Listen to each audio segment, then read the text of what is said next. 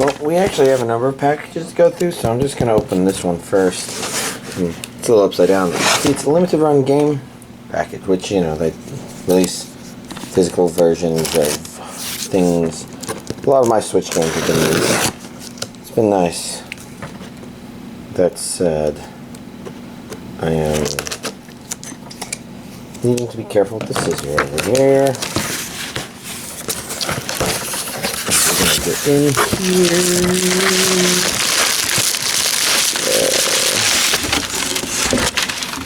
And I think this is all I need. Actually, I stand corrected. All we need is love. Let's see. What I got here is Freedom Planet. It's, I think it was very, was it maybe Sonic-y? I don't know. Through the colorful 2D world of Avalis. I don't know. I think it was kind of neat looking. I think this must be a limited edition version that I grabbed, because this is much bigger than the normal limited run games box. And that said, I've separated the plastics, but I'm having trouble getting a hold. Once I get a hold, I can peel it off and we can open this thing and take a peek inside. It's not anime, but you know, let's start with this.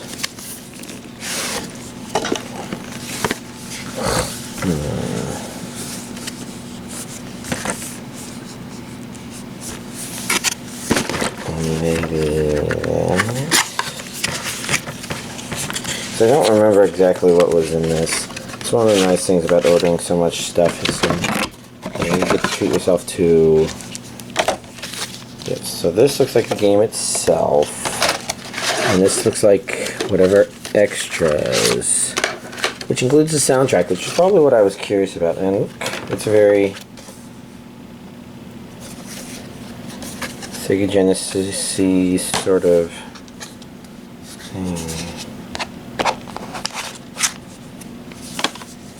This looks like a poster, but I'm not going to open it. It will take a little while and would be,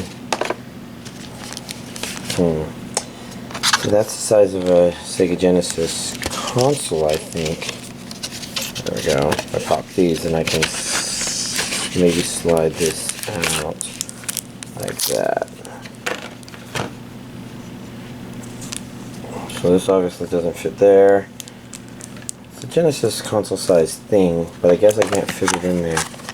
Can't fit anything in there except maybe a Genesis thing. Oh well.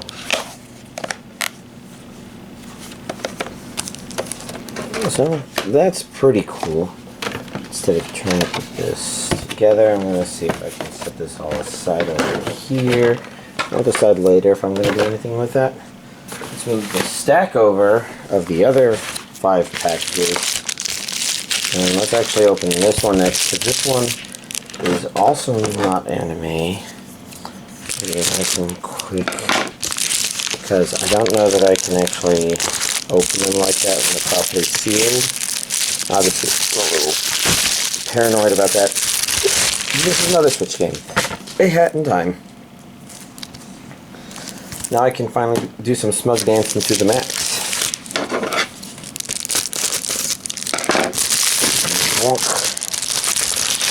Everything else I think is anime. Well, let's not go too far with that, but let's see. Got this. You can see this one is a UPS package, so I took that sticker off. It's not opening, so we're going to start ripping it like that.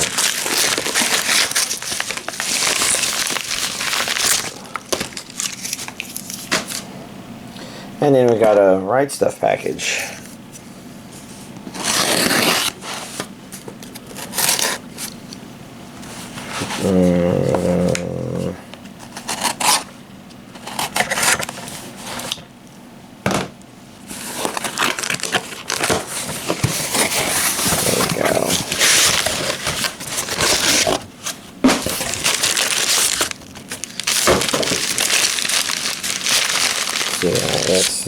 suit there. These are all the DVD Blu-ray things in there. Alright.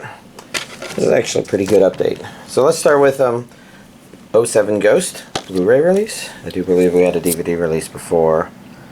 Japanese with English subtitles. Region A. His only memory is a dream of blood. I thought that said blog. And then bog, and then I'm like, let's actually read the damn word. Oh my god, the plastic.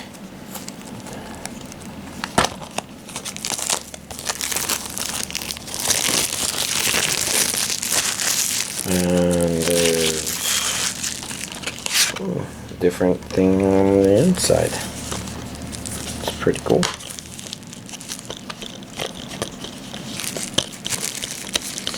And it looks like discs 1 and 2 have the respective cover arts. We got something more on the inside there. You know, nice and straightforward. Straightforward works. Pretty. Next up we have Space Adventure Cobra the movie, HDR 4K Ultra HD. I don't know if I'm going to get a whole lot of 4K stuff, but I figured I might as well get this. If I get more, I might consider getting something. I don't know. This is my first 4K, and I don't really care too much for it. But the movie itself is a classic, but you know, just don't care about the 4K stuff.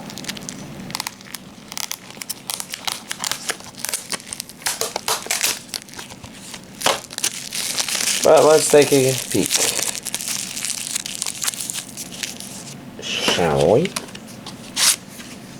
Different thing on the inside. On the back here we've got English audio. We have... that is not the region coding. Is there region coding? Maybe 4K doesn't have that sort of... or maybe they don't need it for the 4K version. I don't know. On the inside we have this. This will be me looking at my first 4K disc. Doesn't look too different. Hello there.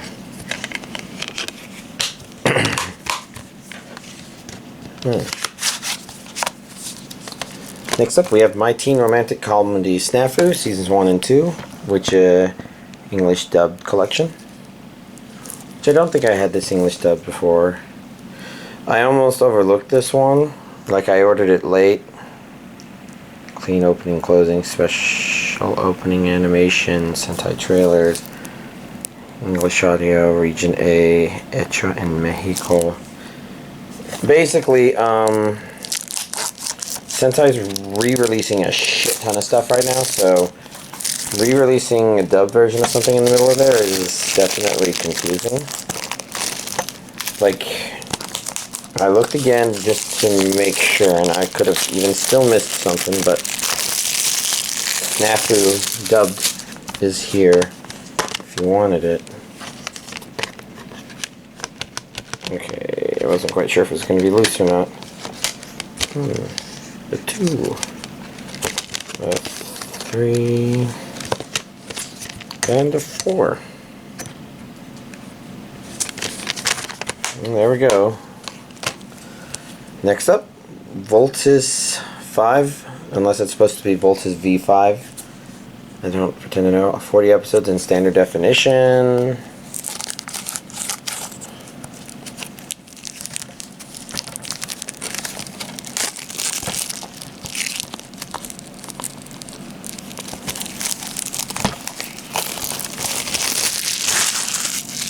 Yeah, okay, no sticker on the inside. Let's see. It's always cool. Oh, I recognize that. Not because I've seen the anime before, but because I definitely have seen that mecha scroll by on the mecha size comparison video. Japanese with English subs. Region A, Super Robot Revolution. Don't know too much about it.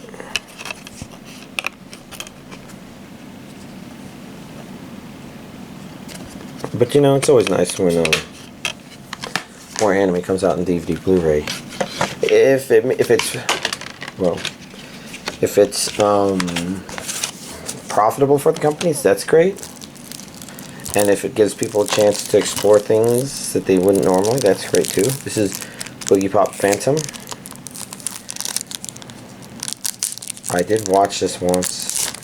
I don't know if I can remember anything about it. It was weird. Very weird. Should I watch it again? I don't know. I'm not even quite sure what the street date for this was supposed to be. Because as a Nozomi release, it basically means that Rice Stuff, I think, had it ready like a month in advance. So I'm just like, yeah, okay, fine, order it. Hello, loose disc. There's a chance to see that face before I cover it up with disc 1. And there's disc 2 and other part of base. Well, don't remember enough about it to comment more. Sailor Stars. This would be season 5, part 2. Let's see, it's a 5. It's a part 2. Yeah, certain angles, that's very obvious. Blu-ray DVD, and does this complete my Sailor Moon collection? Do I finally have Sailor Stars on DVD Blu-ray? I think I do. It finally happened. Means I can put the rest of Sailor Moon away in boxes.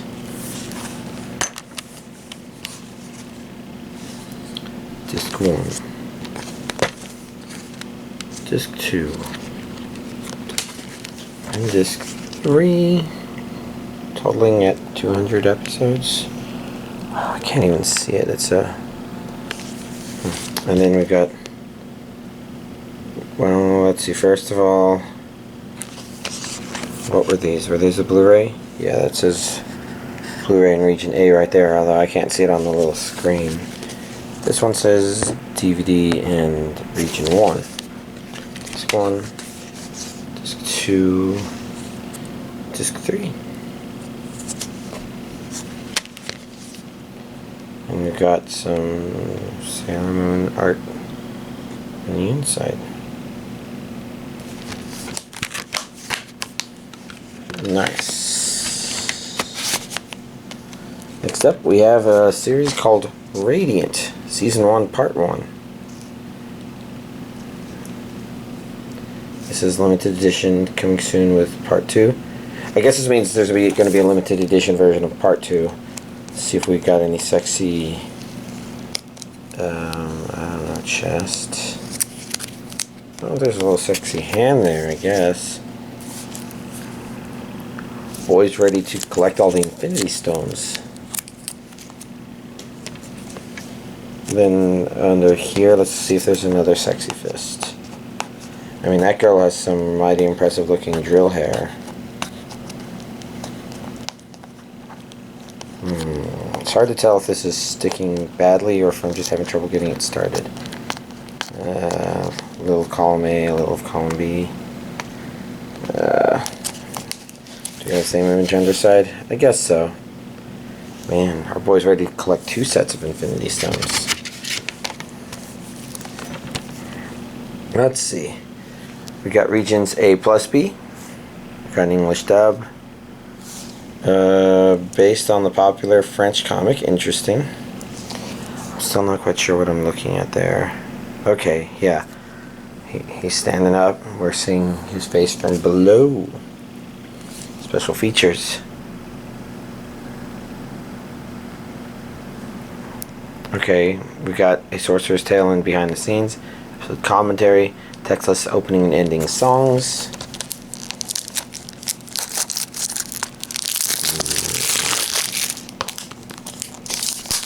Kind of makes me wonder how many there are. It could be plural, like one of each. One opening, one closing. But it also makes me think that it could be,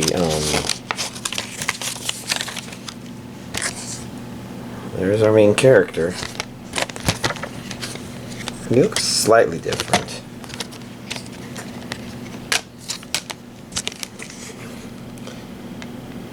Could be just different art sources. Yeah, that was Blu-rays 1 and 2, and this is DVD 1 and 2. Very strange show. Looking show. Oh dear. It was sticking to the thing. I have to get it in there. I guess I'll figure out taking out this sticker later because it's being stubborn. Next up we have Ace Attorney Season 2 Part 2. Let's take this sticker off to see some sexy robe. Ooh la la. Although it's more sleeve than robe. Maybe. It's a robe sleeve. Region A, English dub, special features, Season 2 bloopers. And finishing, this should be interesting. I think I mentioned before that I think the first season seems to cover the contents of the first 2 games, maybe? Unless I'm completely lost on which game is which. I should probably double check. But this one, Season 2, is definitely a little more. Unless the first one was the first game and this one is the second game. I could be mixing all that stuff up. Maybe I am. It depends. What am I missing? Well, I should watch this and find out. We got Blu-ray 1. Put it over here. And that's a Blu-ray 2. This is DVD 1. DVD 2. Let's stick my waving. Or looking to the side, depending on which one we look at. Anyways, he is a pretty important character. And I just closed this without putting that back in here. So let's open it, put it in here, and then close it. Anyways, this looks very different. I guess they're changing it. Next up we have a name I can't completely read because it's covered up, but it's Restaurant to Another World, if I remember correctly. I'm kind of curious about it. It sounds like could be a, I don't know, is it isekai? Is it, I'm trying to decide, is that bullhorns in her hair? Because that would suggest demi-human stuff. It looks kind of wholesome. And food sounds good. Good food.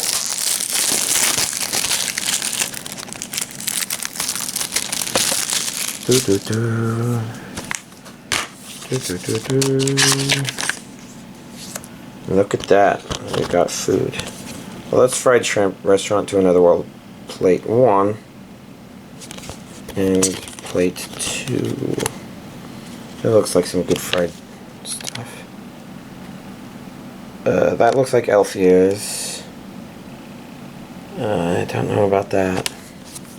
I didn't look at the back. I see a region A and a B. Looks like it's English dubbed. If I could get the camera to focus. Yeah, English dubbed.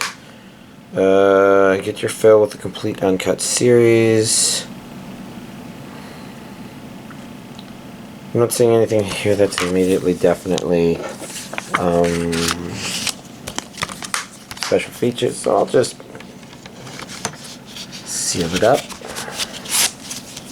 and go to the last thing. Natsu no Arashi from Made in Japan. Spoiler warning. Okay, then I'm not going to read it. Although I am going to, take this out of the plastic. Take a peek down here at a region A. 13 episodes on 2 discs. Japanese with English subtitles. Special features are up here. Close Encounters of the Manga Kind, Made in Japan trailers in all 13 episodes. Well, one of those isn't special. I mean, actually, I'd say it kind of is. It's just not extra features, which is usually what is implied by special features, but, you know, it is kind of special to get episodes of anime. And this one looks curious. In fact, that one reminds me of something. Maybe character design or something like Azumanga Daioh. But I'm not sure that they all remind me of that, so I'm not sure. But it is an interesting curiosity. Anyways, here's this week's anime DVD collection update. I'm trying to think what I spent my time doing. It feels blank. I finished Hina Matsuri, but I think that's pretty much all I did. So, let's see. First of all, to finish this off, there was a little bit of neatness there. I think the Anzu stuff is definitely the strongest that this series has to offer. Everything else is okay, maybe kind of amusing. I'm not sure if it necessarily draws you in, so that could be a weakness of the series in general. It's amusing, not necessarily gut-bustingly funny, but it has its really heartwarming moments here. So, yeah. You know, I'm not... I guess if there's any reason it was good to watch all of it, it's because it finally explained what the fuck that was up with that scene at the very beginning. I did remember one funny thing that I did not mention is I really like how all of the everybody who gets hurt just says ouchie. So you have people that get like tossed through windows and stuff like that, and they go ouchie, ouchie. Kind of reminds me of certain comedy movies, maybe more from the 80s and 90s. I'm not sure if they've done anything in the recent millennium kind of like that stuff, but it doesn't mean it's not out there. It just could mean that I've been exposed to more stuff from the 80s and the 90s on account of growing up in those decades. Okay, so outside of that, what's worth talking about? So on Friday I helped run gaming committee stuff. So the company had a barbecue and I was inside pretty much the whole time next to the gaming stuff, which was good, kind of tiring, but you know, a lot of people got to try out VR for the first time, which is pretty good. I mean, we're not talking about like hundreds of people, it's nothing that grandiose, but I would say that maybe 1 or 2 dozen people maybe got to. It's hard to say because I can't remember how many people tried it, but a handful of people did. It got played. It was really nice because, you know, that station got some activity, and I think it wasn't the least of the 4 because the Jackbox TV one got almost nobody there, and it kind of makes sense because Jackbox TV is fun, but it was kind of less inviting than the other stations, I guess. And so VR was there, you know, there was an obvious box, there was other people trying it, so, and I was always there to help engage people and answer questions and give thoughts and things like that. The Rock Band station got used a whole lot, I think because it feels like it doesn't get played as much randomly now, and so a lot of people just having it set up there for them to go and play, you know, they got to really get into it and enjoy it and just have fun. It was really interesting because, you know, while they're playing that and they're not too far away from my stuff, people were mostly playing Beat Saber on the VR, and you know, Beat Saber has music as well, but they could still hear the music pretty clearly. I'm wondering if the Quest maybe does some vibrational, you know, speaker stuff kind of against the side of the head here that makes it where you hear it a lot more clearly than other things that are just entering your ear. But I haven't really thought about it too much other than just having that thought. And then there was a Super Smash Brothers station. You know, Super Smash Brothers always gets attention, but Rock Band was, I think, number 1, Smash number 2, VR number 3. And it was pretty good, I thought.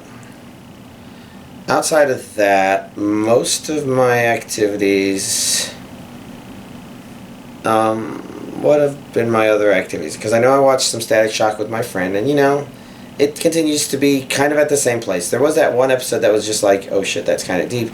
But most of them tend to be pretty, I'm going to call it a shallow writing, where you can kind of predict the big twist pretty easily because the episodes are set up and they're pretty straightforward.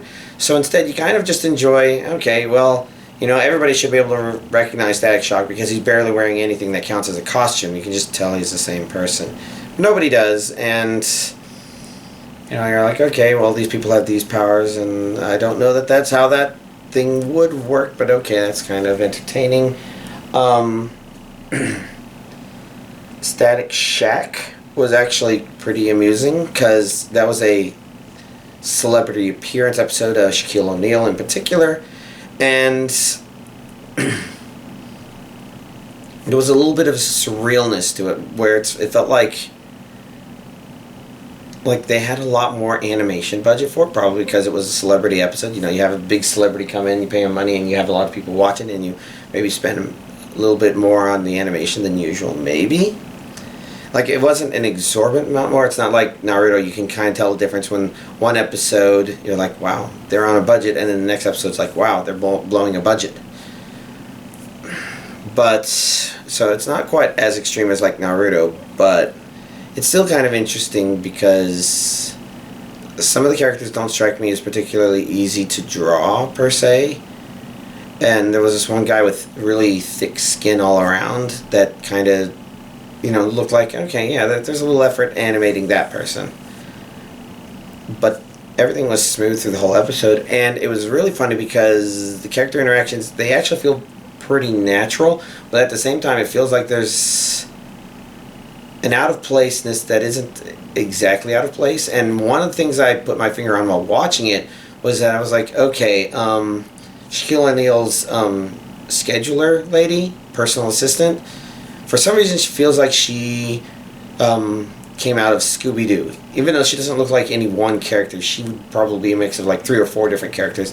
Something about her made me feel Scooby-Doo, and then 15 seconds later she gets hung up on while she's trying to talk to Shaquille on the phone, and she says, "Jinkies." Like, wow. And so that's a weird thing in there where, I don't know, sometimes I feel like the writers are on the right wavelength, or even if they have a kind of shallow story, you know, they're still having fun with it. You enjoy it because you're not going to be challenged by the writing. Instead, you enjoy it because you're like, yeah, I like to see these people do these cool power things, and why is that guy being more of an asshole than usual? I guess it's convenient for the plot.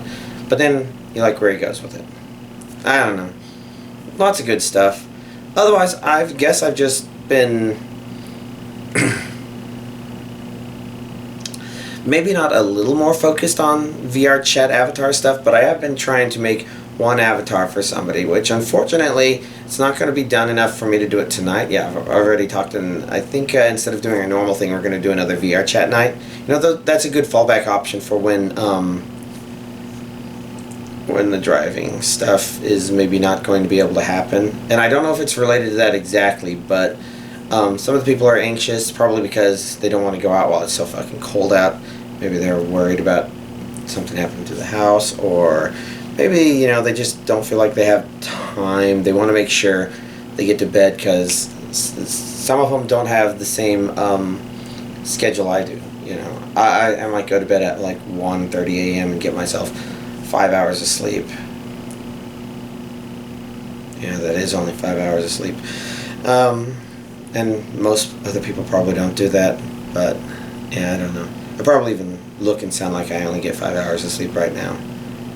But yeah, it's unfortunate because I've gotten kind of the main outline. I still have this little tedious thing to do.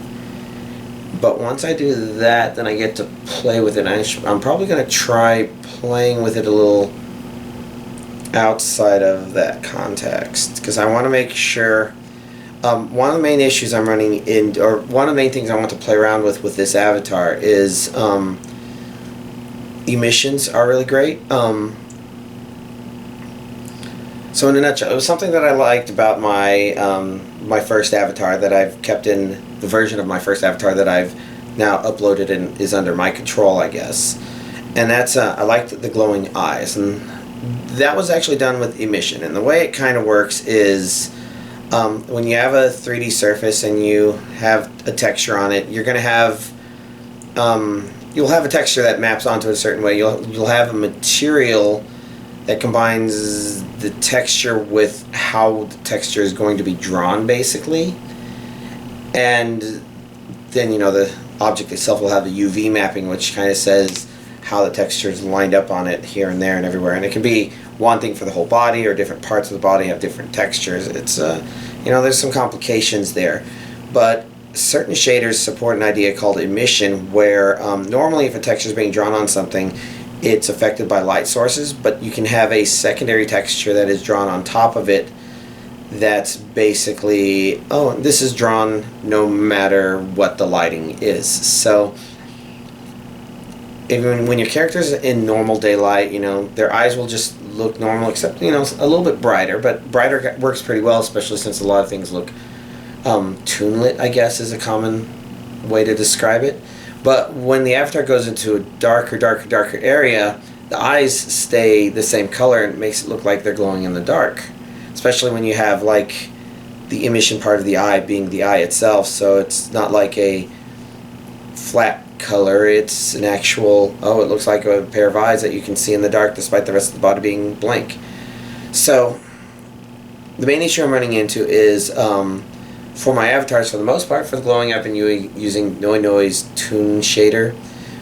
I don't remember which one because I think there's a couple of them. But the basic idea is, you know, it's a more featureful shader that includes supporting emissions.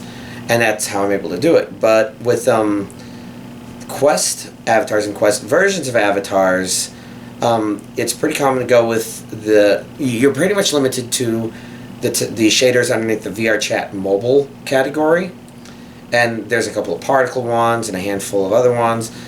And for the most part, if you want things to get that VR Chat anime character look that everybody's going for, there's a simple one called Toonlit, which does not support emissions. And you know, for the most part, I've been okay with that. But for this current one, I actually have something for which I would like something that looks like it lights up in the dark. It doesn't need to cast an actual light, especially since on Quest it doesn't.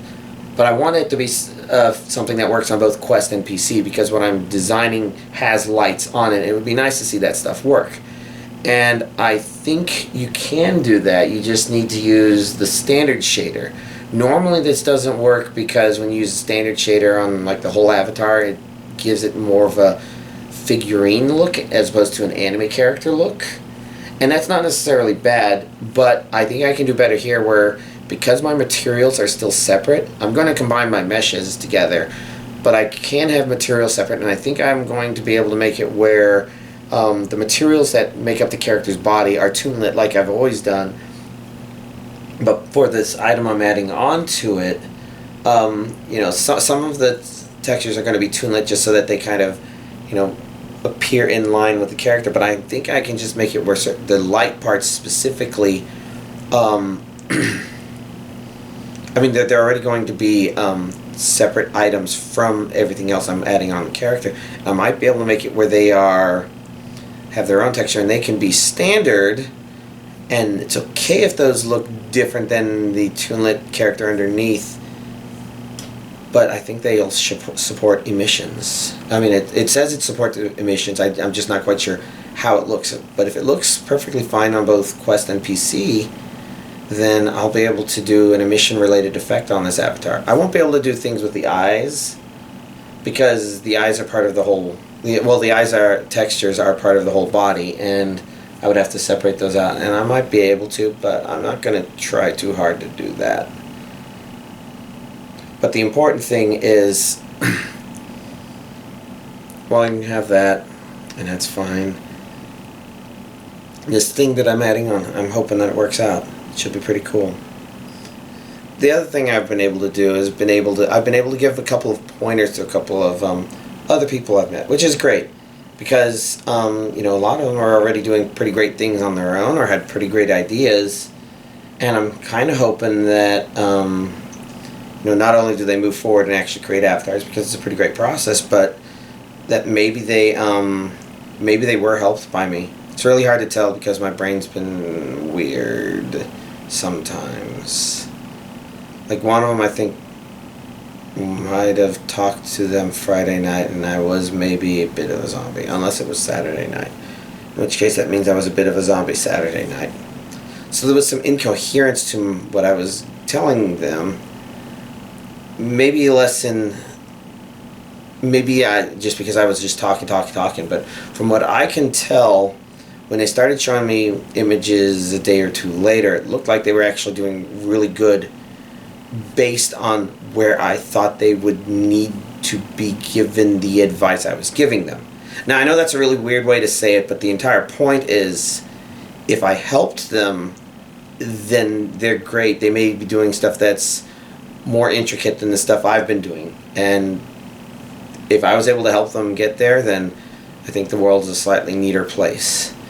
If I didn't, then, you know, they did a pretty good job learning this stuff on their own. You know, I'm hoping that I either gave them good ideas or good direction, and I should probably ask them how that stuff is going, because if they were helped by me, it's probably good for me to find out how I helped, because it might help me help other people who ask questions. I don't even know if y'all would be interested in me talking about this sort of thoughts, but I guess I'm just meandering. But one of the nice things about doing this with them is when I was trying to organize certain thoughts, and this is part of the reason why I think they say that sometimes you learn more by teaching than by being taught, I guess. I felt like trying to explain things to them helped me mentally organize things that I should be able to do with what I had that made sense. And in particular, I think it helped me understand the joining of two things together in Blender. Because I've done it before for meshes, but I've kind of manually created bones on my own in the process of doing that. But now I think that if I keep the bones, I know how to merge the bones and then the meshes separately. Or maybe the other way around. First the meshes and then the bones, so the bones are in the right location. Because if you do the meshes first, then the meshes stay in the right location, or if you do them all at once, I think the bones end up in the right location, but the meshes go back to wherever they were by default, which is annoying. So you do it in the right order, and you would already have the bones that the meshes would be applied to underneath them, and then you can just move the bones from the item that you're adding to the correct parents. And that's just basically bum, bum, bum. That's a really quick way to just add an item to an avatar on Blender, while also, you know, combining the meshes, making sure the armatures, or sorry, the bones are set up correctly so that you'll be able to apply dynamic bones to them, for example. You know, it's really cool things. What was the question, that other person? No, I think it was a new person who was probably making, very slowly making a 3D model of himself, 3D printed. And if he had, it sounds like they were OBGA files. Bleh. So if he was doing that, then he should, in theory, be able to get them into Blender and use that website, which I've never used. He could use that website to add bones to it. He could make a VR chat avatar of himself. I'm not sure if I've really seen that. That would be pretty fucking cool. So I wish him luck doing that. The only problem is that, you know, the OBJ, the object files are going to be hell fucking high polygon counts because they're made for 3D printing, so he's going to have to do some decimation, and who knows what that'll do to the texturing, if there is even any. He may have to manually apply some of that stuff, which would be pretty cool. But anyways, things to think about, huh? Anyways, I guess I'm going to end there. Probably just because I'm also zombied out. I'm wondering if I have enough time to process this video before I get online with my brother. I don't know. Y'all, have a nice week.